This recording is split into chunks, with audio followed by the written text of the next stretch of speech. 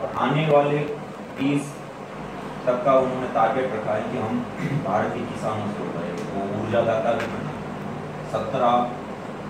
7 लाख करोड़ रुपया, 17 लाख करोड़ रुपया ऐसे कुछ है उसका जो बाहर जाता है, ये भी किसानों के पास है। और सबसे बड़ा है पूरे भारत में मेडिसिन के नाम पे हम सब कुछ केमिकल और एलोपैथी के उसमें थे, उसमें किसानों का कोई मतलब नहीं।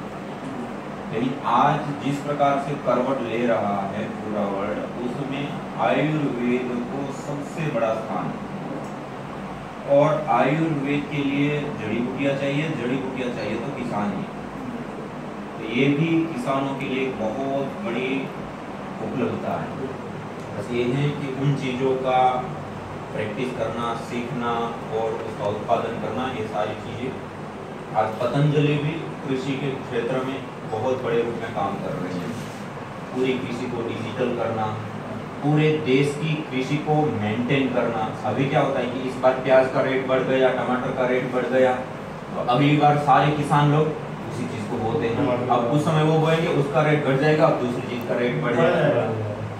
और दूसरा क्या हो रहा है कि जहाँ पर जो चीज़ हो रही है उसकी जगह पर जहाँ वो चीज़ नहीं हो रही वहाँ पर किसान उसको उगाने की कोशिश करते हैं।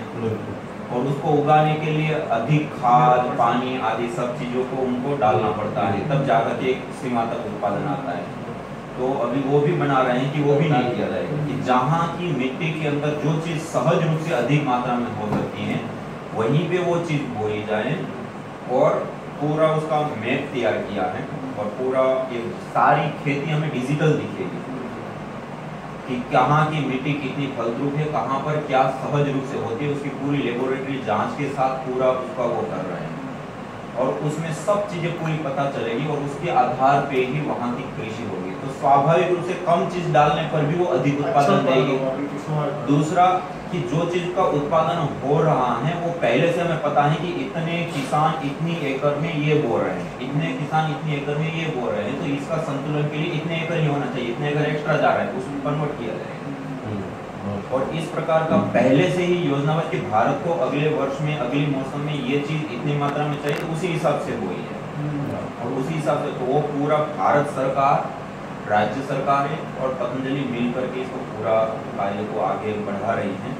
और दूसरा इसको ऑर्गेनिक करने के लिए कि अभी हम सारी खाद आदि सब चीज़ों का जो प्रयोग करते हैं, कीटनाशकों का प्रयोग करते हैं, तो उन सारी चीज़ों को भी हम ऑर्गेनिक तरीके से करें, उसके ऊपर भी बहुत बड़ी रिसर्च हो चुकी है, कर रहे हैं। और दूसरा इसकी ट्रेनिंग करके किसानों तक पहुंचाने के लिए पूरा एक बहुत बड़ा सिस्टम बना हुआ है और उस सिस्टम के माध्यम से आज पतंजलि कार्य कर रहा है। मानी कृषि के क्षेत्र में आज पतंजलि का एक बहुत बड़ा योगदान है। और केंद्र सरकार भी जब मोदी जी ने इस सारे कार्यों को देखा, तब से केंद्र सरकार भी इस कार्य के लिए पूरी तरह से सम्मिलित हुई है। और पायलट प्रोजेक्ट के रूप में गंगा के दोनों ओर 5 किलोमीटर का एरिया, गंगोत्री से लेकर के गंगा सागर तक का पहले ऑर्गेनिक करने का पूरा कार्य करते हैं और उसके साथ साथ और भी चीज़ों को अलग अलग तरीक़ों से आगे बढ़ाते हैं और वो सब चीज़ करते हैं।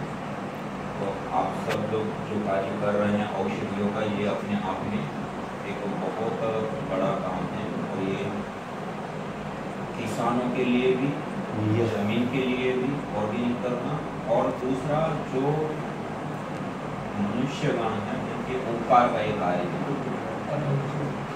प्रेरणा भी आपसे मिल रही है, स्वामी जी से मिल रही है, बचपन से देखते आ रहे हैं, उसी से कुछ इच्छा ही भी जगी हुई, हमें भी कुछ करना चाहिए। तो लग गए, सारी टीम लग गई। बेटा चाय की व्यवस्था देखो, स्वामी जी से 2008 तभी से जुड़े, 2011 से हमारा आरोप भैया ये मिठाई और फल का काय दे जाए का प्रयोग करो।